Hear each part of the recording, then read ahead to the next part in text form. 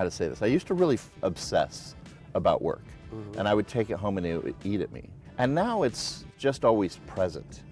Things are always kind of cooking in the back of my mind, but it doesn't bother me.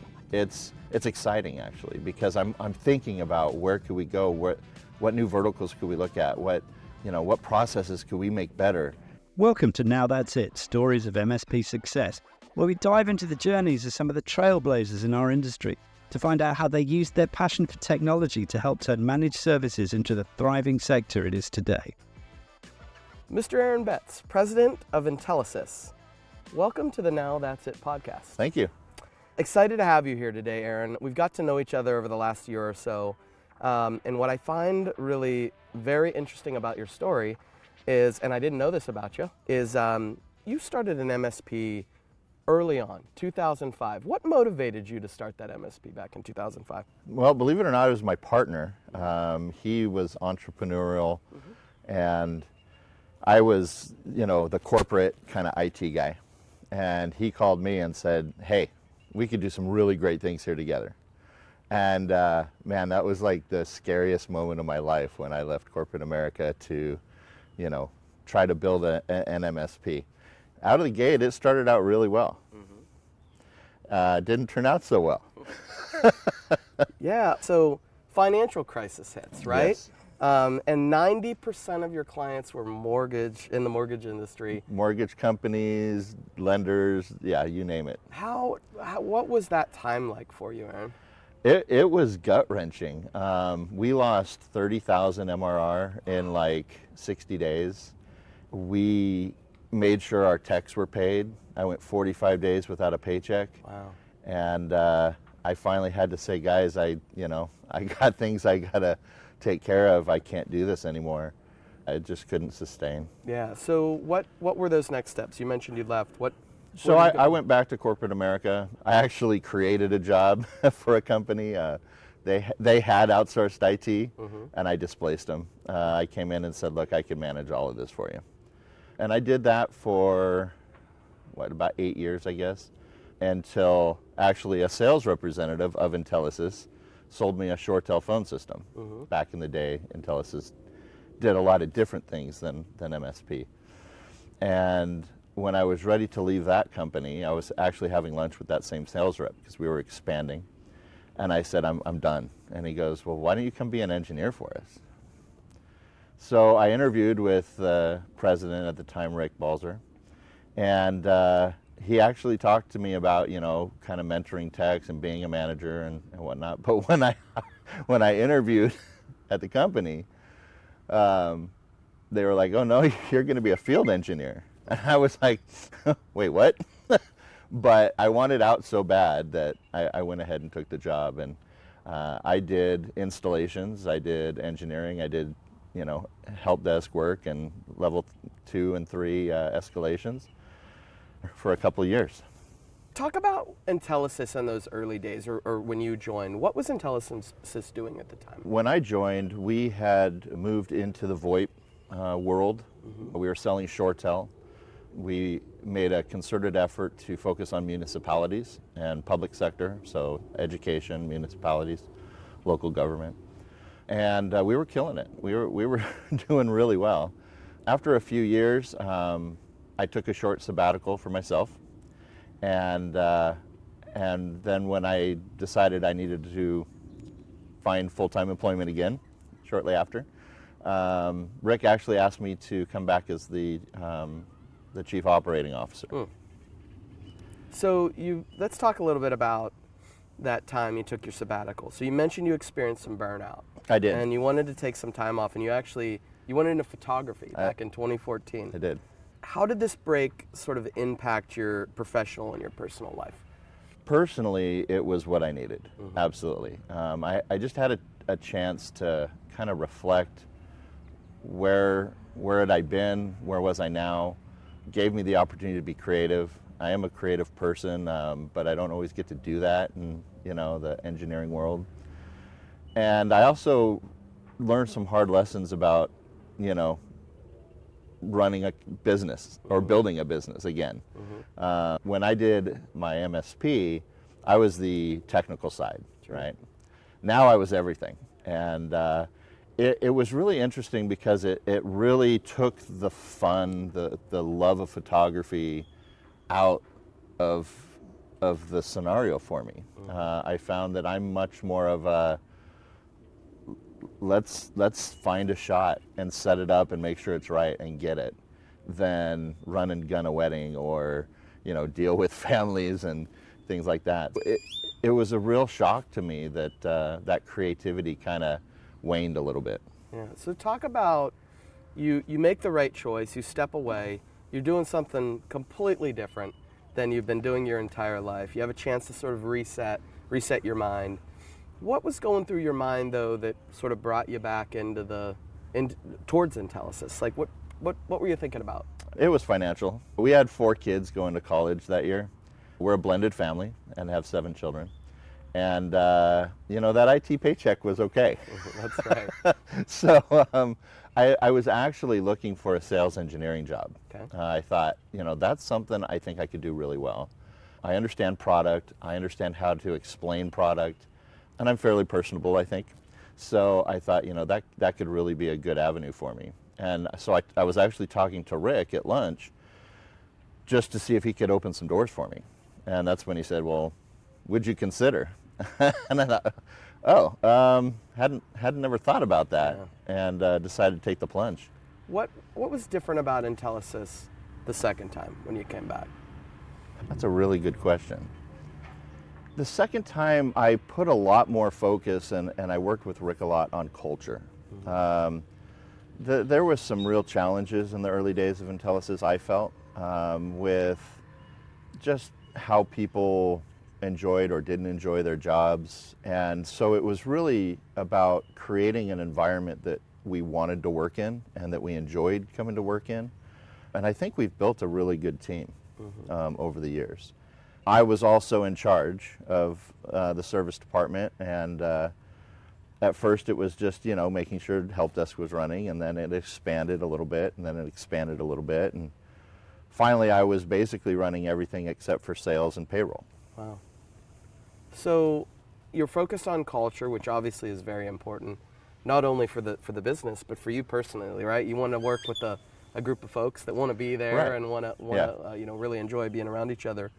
But you also helped with an operational shift, right? This was about the time when you guys were traditionally a project, break-fix, right, time and material company, yeah, and you made this shift towards managed services. What were you thinking? Why did you want to do that? That was kind of actually one of the thoughts I had when I met with Rick and we talked about this position. Just because I remember seeing the potential that we had when it was just me and my buddy as like kind of trunk slammers, right? And we actually built to like 5 techs and whatnot in a very short period of time. So I really thought that a lot of our clients would come to us because we've done the VoIP phones. Hey, can you help us with a VLAN? Hey, can you help us? We're having network trouble. And we understood it, and so it just seemed like a natural transition. But our focus was still municipalities, and that is a very challenging vertical, yeah, for MSP. For sure. So what was that transition like, Aaron, from VoIP to MSP? I mean, you're thinking differently about how you're very, very much more proactive, right? Yes. We had to build processes. We had to make a shift in the thinking of the techs, which was very challenging. It was a lot of kind of reviewing tickets after the fact, like, hey, we probably shouldn't have billed for this, or hey, we probably should have billed for this. Sure. And really getting everybody on board to kind of that forward thinking, right? The proactive engagements and creating those processes that were going to help the clients call us less and not more. So the last 2 years has been really, really interesting for you as well. A lot of change, right? You experienced a health issue. Yep. And then Rick, your founder, came to you and said, I'm thinking about retiring. So in 2023, we had a blizzard in California, if you can believe that. Yeah. And we got 7 feet of snow with 3 to 4 or 5 days, something like that. And we just couldn't dig out. And the streets, they couldn't keep up. And so we were trapped in the house for 10 days. and had a feeling that the roof was going to collapse, right? It was really kind of scary. And I got to a point where I couldn't sleep. Anyway, long story short, my son and I shoveled snow off the roof for 2 days straight. Wow. And 3 days later, I had a heart attack. Wow. And it was scary. I bet. But it really puts things into focus. It really gave me a kind of a focus of enjoying everything I do, right? Making sure that you're making the most of every moment. And so when Rick came to me and said that, he was thinking of retire. I thought he was joking. Yeah. But I think part of what did that is I had always told my wife at Intelesys, because I don't always enjoy IT work. And she'd say, why do you keep working there? I say, you know what, I'm learning. And as long as I'm learning, it's a good environment for me. And so I went to Rick and I said, you know, I kind of feel like I'm tapped out, I'm topped out. And he goes, well, are you ready for this chair? And I just kind of laughed. I said, well, yeah, I mean, I basically run everything anyway, right. as a joke, right? Yeah. And he said, well, good, because I'm going to retire. I just thought, that's not possible. You've built this company, you've run it for 30 years. There's no way you could retire. But sure enough, we started a transition. Took us about 9 months to really kind of put everything in place. And August 1st of last year, I took over as president. That's great. Congratulations. Thank you. That's awesome. So this is a big change, right? You have a major health event. You sort of have a rebirth of, this is what's important to me every single day. You know, your family, all that's important. And then you're given this opportunity, which is good on one hand because you're tapped out. You sort of can't grow anymore in the role that you're in, but it's a lot more responsibility. So I'm sure you're thinking about all these things, Aaron, health and happiness and all that stuff. What ultimately made you decide this is the right decision for me to take over? I talked a lot with my wife, and I don't know, it was kind of that same thing that drove me, I think, to leave corporate America the first time, is that here's an opportunity. And I'm a firm believer in, you know, when a door closes, a window opens. And this was just an opportunity, I think, for me to say, I deserved my MSP. I deserved what we built, and it wasn't our fault that the world collapsed on us. And really show that I have the skills and the desire and the love of the team and the love of the company to take us to a new level. And it was, I think, really that drive to say, I want to double us in size. And I think we can do it. That ultimately, you know, made that decision. You've obviously been an entrepreneur, a business owner before. This isn't your first time running an MSP, but Intelesys was a little different beast, right? So you're taking over something that's a bit more mature, a bit more evolved, a bit more established. So there's a little bit of a transition period, as you meant. Talk a little bit about how Rick helped you sort of mentor through that transition, what that was like. Yeah, he's been really great. And to his credit, he has been hands-off. But he is there when, you know, in the early days, there were a few conversations of, I don't think this was the right choice. You need to come back. And partly in jest, but, you know, there was that fear of it's all on my shoulders. Right. And when that settles in, it's a very humbling experience to know that I don't just have a family that's responsible for me, I have 11. But he's always been there, and now the role is, you know, advice. Sometimes I get if I were in your shoes, which is a little bit stronger advice. But most of the time it's, you know, hey, let's take the blinders off. Let's make sure you're seeing all the angles, and then you make your decision. Yeah, he ultimately had belief in you because what Intelesys is today is because of you, right? You had taken Intelesys from this VoIP company and turned it into a true managed service provider over the last couple of years. And so you've built this team. Yeah, I guess it's hard for me to take credit because we worked very closely together throughout all those years. But yeah, I mean, ultimately we built a very strong name in Southern California for MSP and for, you know, for VoIP.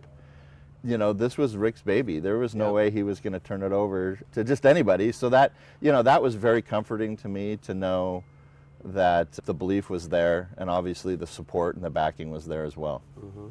So talk a little bit about your role as a leader. You obviously were running sort of the operations side. You had the techs underneath you. We talked a little bit offline about the questions you get from techs about, what should I do here? How do I support this? Yeah. But as you move into this new role, how has your leadership style had to change? Are you still in the weeds with the techs? Have you been able to step away and focus on the business? What's that been like? It's really, that's been a really interesting development for me. I'm a very easygoing person. Rick often told me I'm too nice. And so two things have happened. One, I've had to put on that president hat, right? And I've had to learn to hold people accountable in a way that I probably hadn't before, because I don't have a choice. And at the same time, I've really tried to empower the team to take ownership and make decisions, and then come to me with their decision. And if they're really unsure, we'll decide together. But I want to know what you think we should do.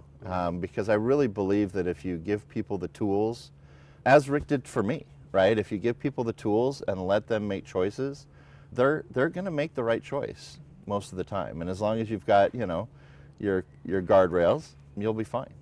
Talk a little bit about your change in perspective, business perspective, life perspective over the last several years. You've had more ups and downs than I think the average business owner has ever had. So talk a little bit about where your sort of perspective is now and how that's changed. The first few months was just all about survival. We had a fire that almost burned the mountain down. And you're trying to take on a new role, and you're trying to think, am I going to have a house to go back to? Yeah. So it's really taught me to compartmentalize.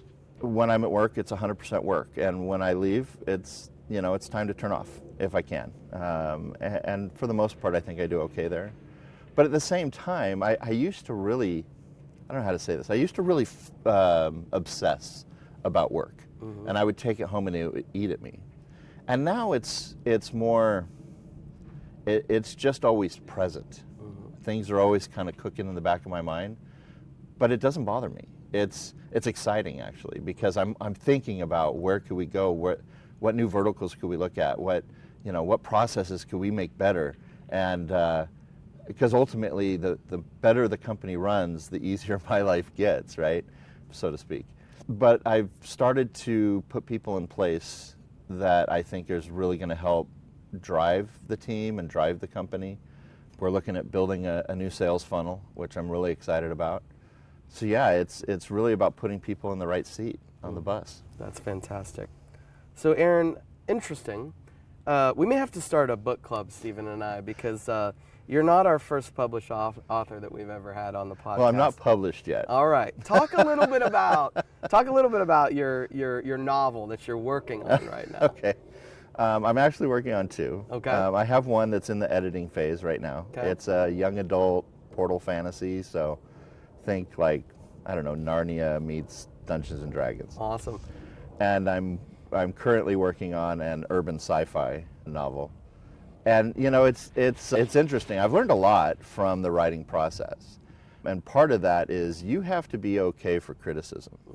You have to be okay to have something that you've put your heart and soul in ripped to shreds, in the knowledge that what is going to come out on the back end is going to make it better. And I've tried to apply that always in my work as well. We get constructive feedback and it's not always pleasant, but knowing that the end result is going to be better. So yeah, I'm excited. That's my kind of my outside of work hobby. That's exciting. And hopefully someday I'll have something for you guys to read. Can't wait. And maybe it'll be a Netflix series or That'd be a video great. game or something I'd be like okay that, with that. right? Awesome. Very good. So talk to us about what's next for Intelesys. That's a good question. We're going to build, like I said, the sales funnel. We're probably going to look at a few new verticals and really lean into operational efficiency. I absolutely love these business transformation conferences. I get so much out of them. And, there are actionable things that we go back with to really focus on the business. And, we're currently, as a company, between 3 and 5 million, and I want to see us at 10 million. Awesome. So I love to ask this question to every single one of the guests that comes on the podcast. Aaron, when did you know, now that's it? That's a tough one. So back when my first wife was pregnant with our first child, I was working at a data center at night, releasing IBM mainframe jobs. And all these guys that were in the offices had these Microsoft books on their desk, MCSE stuff. And I read through one of them and I was like, this makes sense. And it was kind of, I think then when I said, yeah, I could do this and I could probably make some money at it and support my family. And I've always loved computers, so it was kind of like never look back. That's great. I never went to school, meaning I don't have a degree. It's always been the school of hard knocks for me. Sure. But here I am. Wow. Aaron, it's been a real pleasure. I'm so happy that I've gotten to meet you and get to know you over the last couple of years.